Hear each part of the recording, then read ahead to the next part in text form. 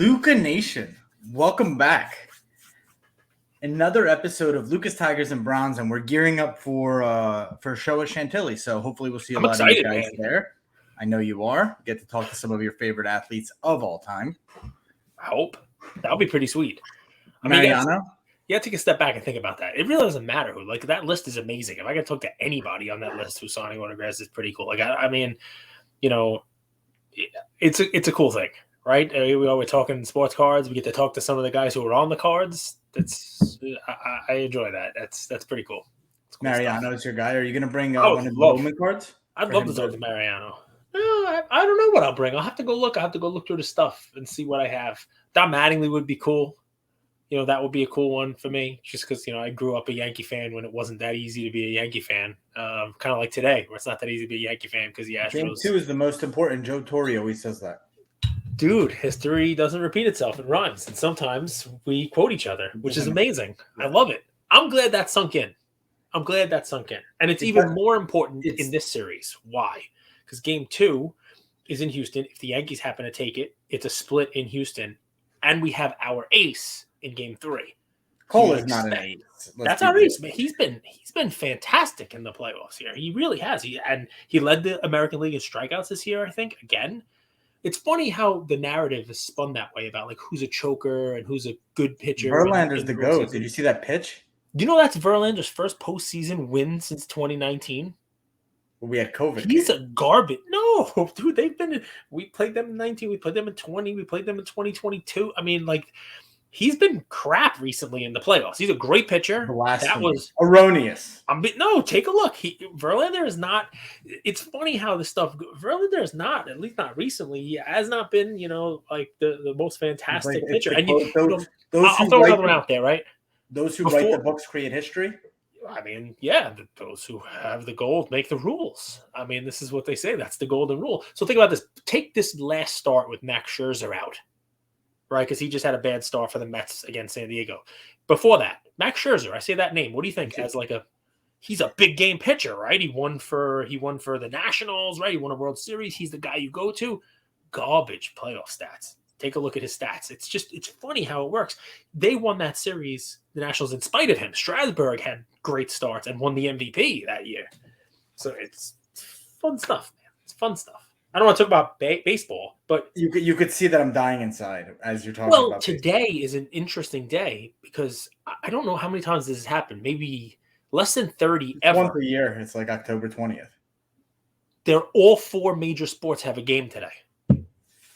Ping pong, pickleball, pickleball, badminton, water polo. I knew you'd sneak pickleball into this one. No, but all 4, because I think it's 2 NBA games. The Yankee playoff game is today. There's a full slate of hockey games, and there is an NFL Thursday night game. It does not happen that often. I mean, it'll probably become a little more frequent because baseball is being pushed further back into basketball season now, and baseball will be like over. They're going to play the World Series in the Caribbean. They're going to hit up Cuba or Dominican Republic and finish the World Series there because it's going to be snowing. I'll end baseball with this. Today would have been Mickey Mantle's birthday. He was born in the 30s. He'd be like 90 years old, 91. But if anybody wants to take a look at my Mickey Mantle 1952 tops, it's my 500th post ever on Instagram, like a little ceremonial thing there. I don't know. I looked up yesterday and I made a post and it said $4.99. I was like, I better be mindful about what my 500th post is. So I posted my Mickey Mantle 52 tops on Mickey's birthday. 500 posts for the 6th player to ever get into the 500 home run club. Take a look. It's it's fun stuff. And I asked a question of you guys. What this is like a coffin card or a card you take to your grave. As a matter of fact, I put in the post. Ian already says that it's his. But what's that card? What's the card you chased when you were a kid? I mean, when I grew up in the 80s and I collected, this was the card. Like, I remember where I saw my first one in person still. And it was like a cool card. I'm lucky enough to have traded and sold and flipped my way up to get this card during, I was collecting early enough. Job's not finished. You're only halfway there. That's right, a 5 out of 10. Yeah, I know. I know what you meant. Job's not finished. I did put in there the only way I would get rid of it is when I upgrade it. So I did put that in there. I did. Do you think the whole coffin card is like it's like a question behind a question. Like really, the only coffin card is if you're successful enough that you don't have to sell, right? Yeah, like pretty much. Yeah, it's like if I do so well in other parts of life, I'm going to have a ton of coffin cards. Yeah. Oh, just decorate it like like King Tut. Just get buried with all your treasure and stuff. Yeah, why the hell not? Because push comes to shove, like I don't think anyone's going to their coffin with a card. They're like, I need money to eat. Yeah, I mean, not when they're dead. They're not hungry anymore. But yeah, Sure. It's so good. Very true. All right, no more baseball. I'll scare you. Let's talk hockey. No, okay. People, there's some people that are like a little bit aggressive with me on Instagram about like the whole baseball is dead thing. Like I made a story post with a baseball player in it, and they replied, "Wait, what are you doing? Isn't baseball dead?" That's so by the way, ignoring people is actually a response. I've learned that. Not everyone needs to give a response. I mean, it depends on what they're saying to you. I mean, sometimes I respond, "Is that you, Mom?" But they're being really mean. And I think it's my mom. One of her burners. The joke's on them because they don't know how much you disdain that woman. That's why I say it. That's why I say it. I'm like, oh, that's they're like, oh, he must like me. No, I've only been spoken to. I'm going to your house for Thanksgiving. I've only been spoken to. We're going to Chinese food for the holidays. Exactly, that's right. Oh, you want a Thanksgiving? I think I might go to Vegas. I may go hang out with strangers. Have you ever thought of, like, let's say you hypothetically invite her over, and Ian creates a maze of Legos. So she has to take her shoes off at the door, and she has to. There's a minotaur in the center of the labyrinth that she has to fight. Yes. Do you know what a minotaur is? Yeah, it's Pokemon. Right. No, it's Greek mythology. Right. All right, it's close enough. Pokemon and Greek mythology is kind of the same. They're kind of the same. What, titties? What? What did you say? Epictetus. I don't know. Just like a philosopher. All right. Well, you know what? It's funny. Like back then, they call them philosophers. Today, they call them stoners. Oh, I mean, yeah, it's people who contemplate things for a long time. Exactly. Philosopher. Yeah. A stand-up philosopher. I coalesce the vapors of human emotions. Oh, wow. Socrates. Really good stuff today. It's like, go get a job, dude. Enough of this.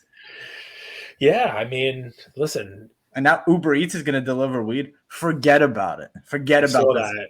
I saw, was it Florida? Maybe was it Florida? I think it was Florida. Gas stations are going to start to sell weed in 2023 in Florida. So you're just going to be filling up your tank.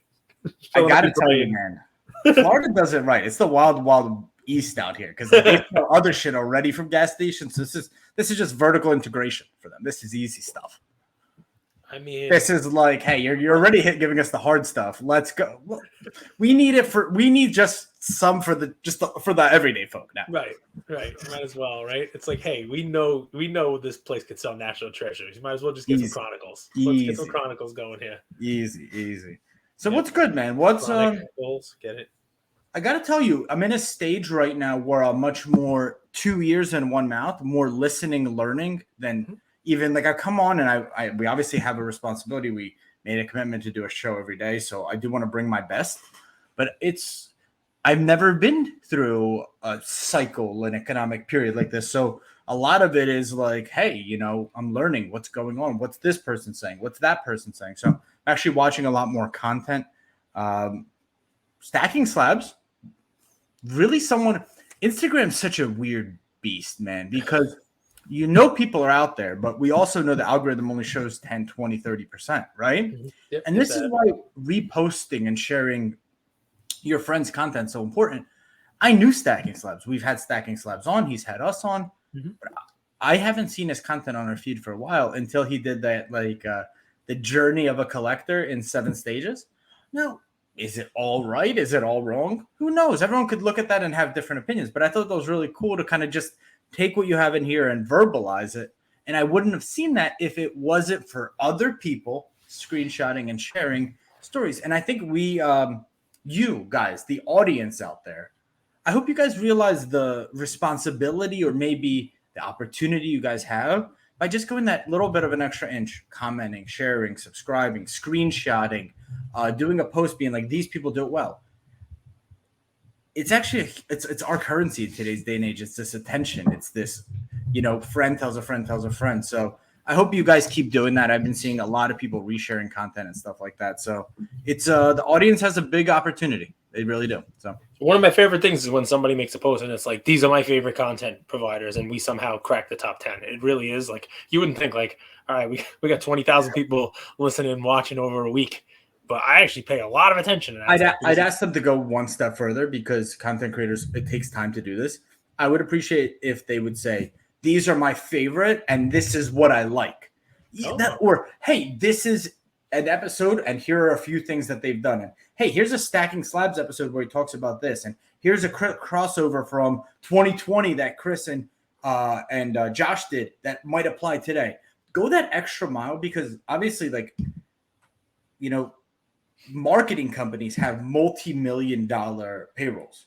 Most of these content creators don't. So timestamping and bookmarking and all that stuff, the audience can really help. They really could. I made a story post today that was pickles. I am talking about that one. I might as well have asked people if they were Republicans or Democrats. It was, the battle lines on pickleball are drawn, man. Wow. Like, I got a lot of people commenting like, oh yeah, I was thinking as soon as I saw that, now that my great aunt Tilly is talking about pickleball, it's ridiculous now. Or I was wondering what the hell, why is every sports person buying pickleball? But then on the other side, I got a lot of people telling me how great pickleball is. It's really it's fun. A good sport. It's fun. You could play with your 70-year-old dad and your 13-year-old niece. Our friend AC, big pickleball supporter, sent me a message about playing pickleball. That's actually a cool sport that you can implement in like at national and have like a competition right there. Like basketball, you're like, oh, you have to go travel to the other side of Atlantic City to shoot hoops. Yeah, right. Like if you have like a pickleball court or two in the middle. No, I got somebody told me exactly that. They're like, go to Walmart, 2 paddles, a ball, $15, easy. You don't have to. It's less than the cost of a basketball. I go, more than a wiffle ball though. So pickleball. Like, the first interaction I had with wiffle ball. So we played badminton our whole life. Badminton is like the sport at what's the little thing called? The little thing you hit. Birdie. A birdie. A lot of you guys that listen to Patrick Bet David will actually enjoy this story.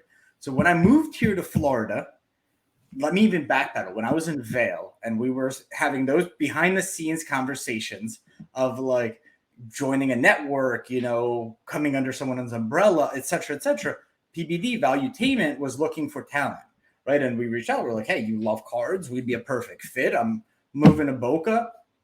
So we talked to a guy named Gerard. Gerard is the guy that directed Mafia States of America, okay, with Sonny Franchise and with Mike Franchise and the Bulldog. Sonny, you can help me out with this. Jimmy Marsala, Sonny Franchise and Jimmy Marsala. No, but Mike Franchise and I can't think of him, but you guys will know. Sonny is like the Bulldog. He's the fighter of the Mafia. Anyway, Gerard directed that, and Sonny, he was on the PBD. A Bulldog of the Mafia? You could look him up. You're on a computer. You could. So anyway. Me too. I had a call with him. Got to know each other. It didn't go anywhere, but I moved to Boca. Sonny Black? You moved to Boca. You had to call. He's looking it up. Sonny the Bull Gravano. Thanks, Kate. No, that's Sammy. Sammy the Bull. Yeah. Dude, I'm doing this on the fly. I don't have a teleprompter. He's from Staten Island. Like I know that guy's family. It's not. His name's not Sonny though. Content team, come in and clip that, please. So anyway, I moved to Boca and I hit up Jared. I was like, "Hey, I'm in Boca. Like, you want to grab a drink or something, or like talk?" He's like, "Yeah, come to the beach." We grabbed the beer and he's like, "Yeah, you play sports?" I was like, "Yeah." And he's like, "Do you want to play pickleball?" So we went and we played pickleball for the first time. Dude, it was so much fun. It's like tennis and badminton kind of together. It's the rackets are like kind of like big ping pong rackets, but with wiffle ball. Guy got rocked. It's no shot. And I was like, dude, I could be pretty good at the sport. No lie.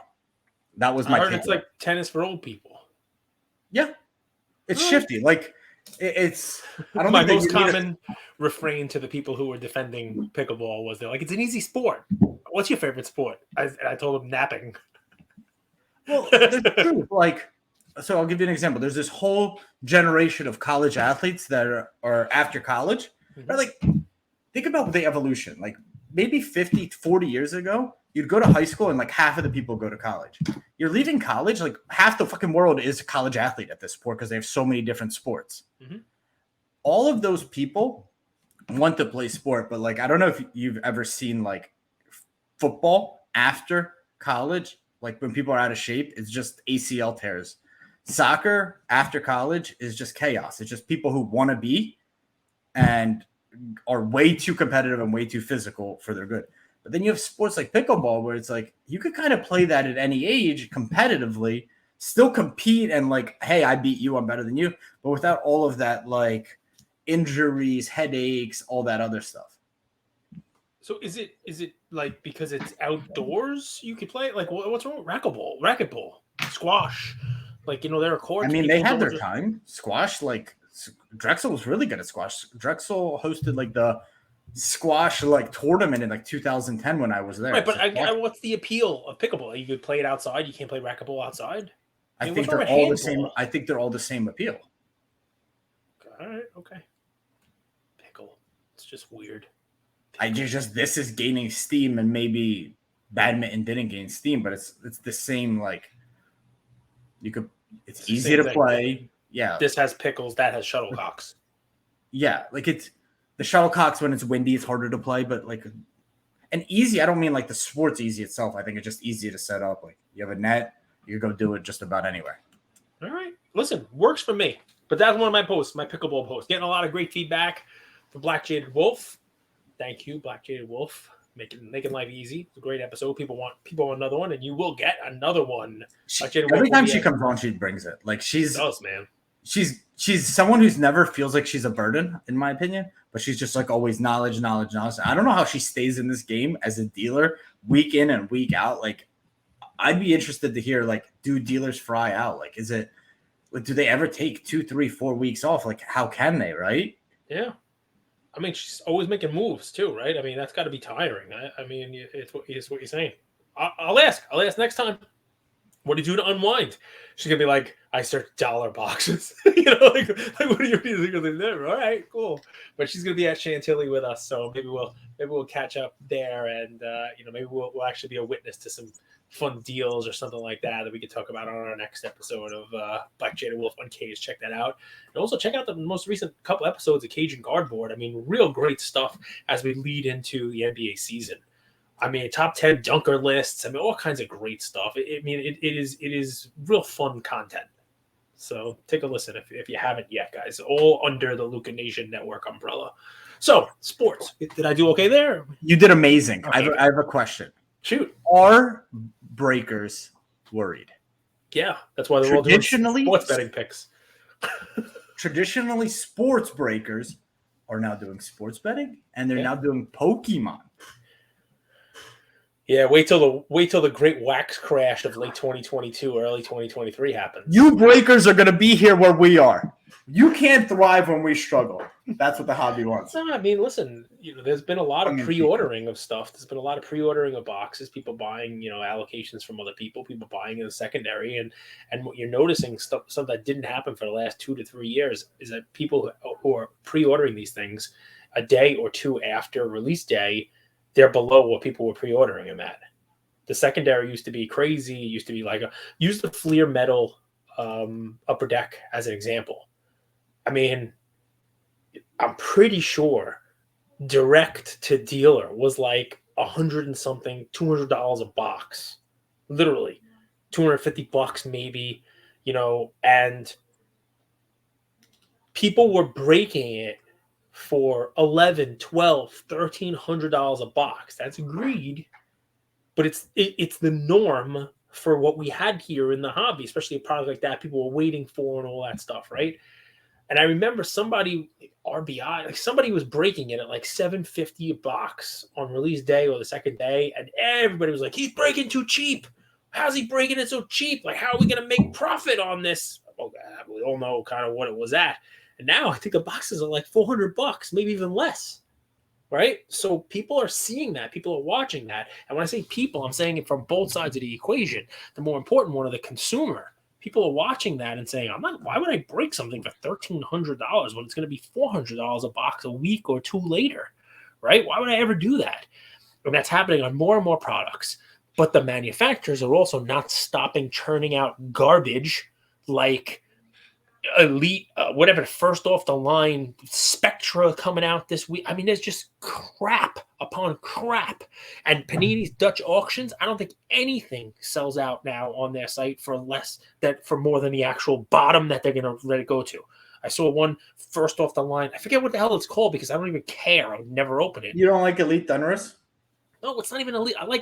I just throwing these names out of these like low end products that are. I mean, I can look. There was a first off the line that just came out today. Take a look at Backyard Mac's story or his post. He was posting all of the things that are coming out, and you can see like a list of all these things. I mean, impeccable soccer or impeccable WWE, but there was something else. It was like a first of the line like football product that you're like, what? Who the hell needs this? You know, this is a million things that are on there.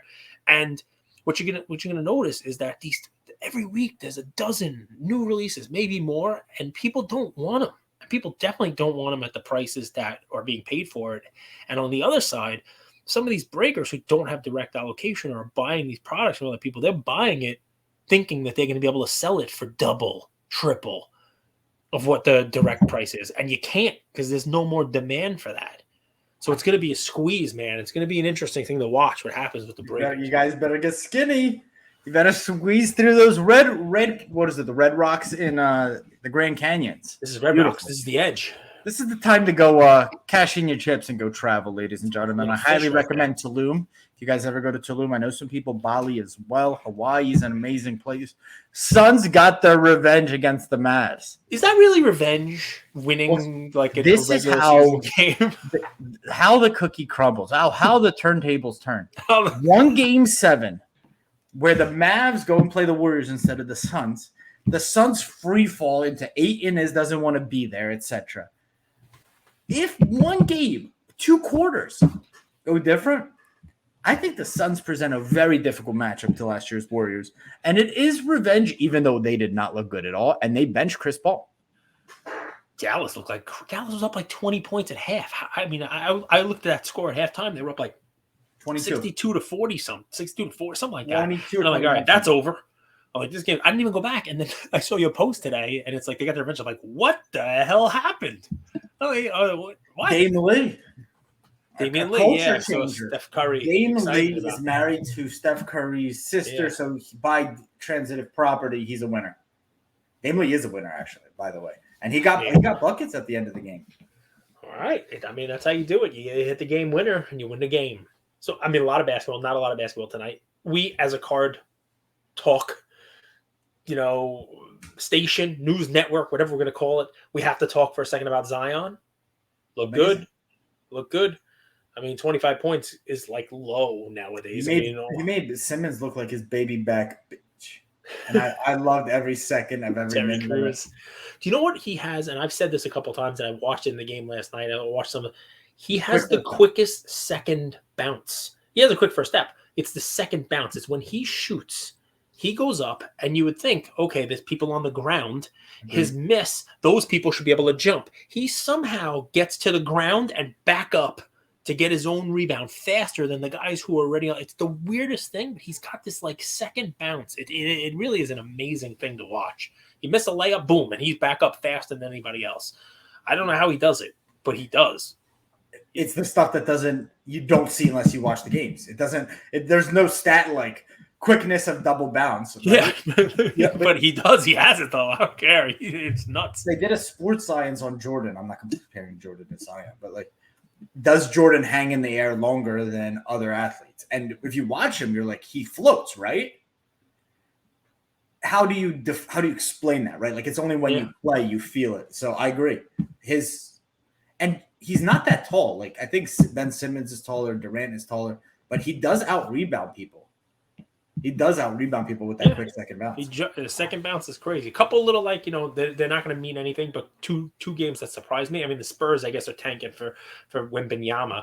But I thought maybe if they were going to have a chance at a game playing against a LaMelo Ball-less Hornets, that they would at least show up. And they lost by like 20-something points. Terry Rose is scary Terry with a big game. Keldon Johnson's like that whole team. He scored 20.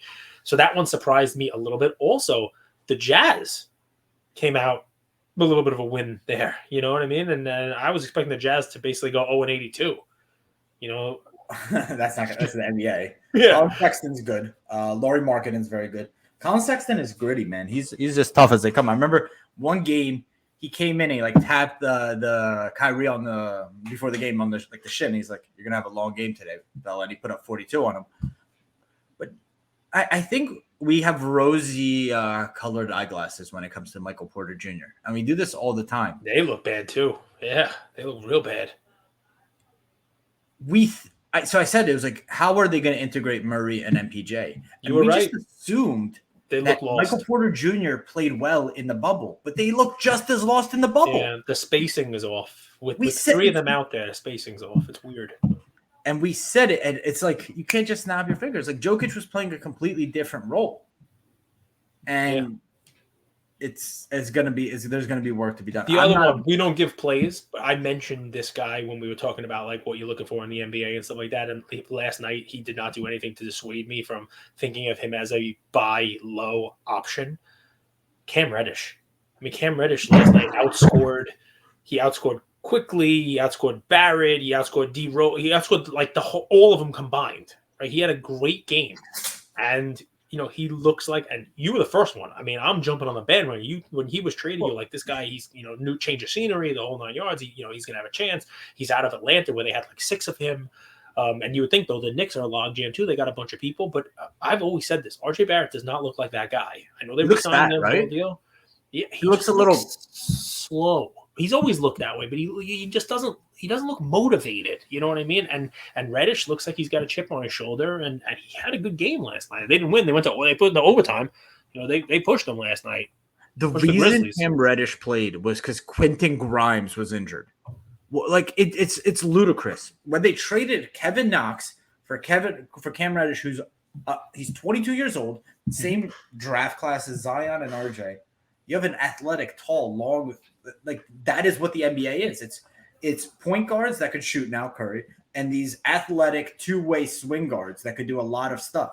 Remember, we haven't had a Devontae Graham for me. Like, who's the next one? No one's tickle your fancy. Like, I may on Saturday at the Chantilly show be looking for some Reddish cards if I could find them. We talk about bargains. No one's going to be buying that stuff, but he's a guy I could see getting a starting role and putting up 20 points a game literally out of nowhere for the New York Knicks, which he looked like their best player. He did. He had a great game. So I'll be looking for that. I'll be looking for that. And think about it. You have Derrick Rose, who's older, not as athletic. Jalen Brunson, not as athletic. Julius Randle, not as athletic. RJ, slow. I agree. You can't find a spot for one of your athletic guys. Yeah. Like who actually is filling the bucket. It made no sense that they didn't play. It's just one game, but we've been talking about him as somebody who should get an opportunity and is a buy low. If you see, so you say just if you see flashes of potential like that, and you have a meddling team, it's your job as the organization to help develop that talent, even if you don't want to keep him, so you could trade him. But to get that's the other thing in my brain. Like you develop him. If he's not going to fit in your thing, get him out there, give him a platform, move him, get something that does fit your stuff, and let him have an opportunity somewhere else. That works with what I'm saying about buying his cards too. So, you know what I would love? I'd love Bradley Beal for Cam Reddish would be an amazing. Yeah, Cages should do like a top 10 list of guys like Reddish, guys who are potential buy low candidates for the NBA this year, because he watches so much basketball and knows the guys, knows that he may think Reddish is, we've seen his ceiling and he's not a team player and, too much ISO and blah, blah, blah. He may say I'm wrong, which I'd be curious to hear. But that would be some cool content also, because it kind of dovetails with people are looking for that. People are looking for, it's a long season. Give me a guy I can put, and it's not a killer investment. And I'll be a Reddish fan this year and buy a bunch of his PSA 10s and hopefully he does well. Lauri Markkanen, Cam Reddish, JD McDaniels, Kevin Porter Jr. I don't know. He's cheap for a reason. Tyler Hero's in the starting lineup now. Well, Hero's awesome. But remember the last time he went into the starting lineup, you didn't like it because he's playing a different role. So I don't know. We'll see if it's different this time. Now Kyle Lowry plays that role. Yeah, I like Lowry. And now you put Hero at the 2 guard. Yeah, he doesn't have to distribute. Remember, what you didn't like about him being in the starting lineup was that he's not a point guard. He doesn't have to distribute. He's not a passing guy. He can play off the ball now and actually heat it up. He looked good too. He led the team in scoring, I think, right? I see his trajectory as like a Bradley Beal. Bradley Beal in a better organization. Like Hero. One last thing. What do the Heat do to Bam Adebayo? Is he at one point he was supposed to be He was incredible. awesome, and now he's not. He's a shell of himself. So another episode, Luca Nation. Look out for a live show from Chantilly. We got a bunch of stuff coming up this weekend. We love you. So thank you all for listening to another episode of Lucas, Tigers, and Bronzo Mai. I wanted to tell you about a new service that we have starting as of today, and I'm really, really excited to bring it to you guys. So as a part of our partnership with SGC, we got 50 free submissions every single month, and many of you have taken advantage of that. And it's amazing that we could have the opportunity to 650 episodes, 675 episodes in, to go ahead and give back to our community. As people were sending those cards in, they asked, can we send 5, 10, 20 more cards to you guys? We'll pay for it, but we wanted them graded with SGC. You guys know SGC is turning cards around in 13 to 14 business days, have incredible customer service, and their secondary market values are going up day after day after day. And that's exciting for the hobby and exciting for the grading landscape. So we didn't want to just rush into it. We wanted to do it right. And what we did was I relocated here to Boca Raton, Florida. I opened up a P.O. box maybe 5 minutes away from SGC, and I will be hand delivering and hand picking up the cards. So you don't have to worry about anyone else touching your cards. It will be me, and I will update you every step of the way. So here's how it's going to work. I'm going to personally pick up the cards from a P.O. box, prep them, new card saver, new penny sleeve, and deliver them to SGC every single Tuesday. Why Tuesday? Well, it lets the stragglers over the weekend come back through on Monday and gives me a day to prep, and it basically gives SGC the entire week to work on grading those cards. Once your cards pop, only then at the end of the process will you be paying for the service. It's $25 per card, simple as that, and the turnaround times have never been faster. We're hearing right now 13, 14, less than 20 business days.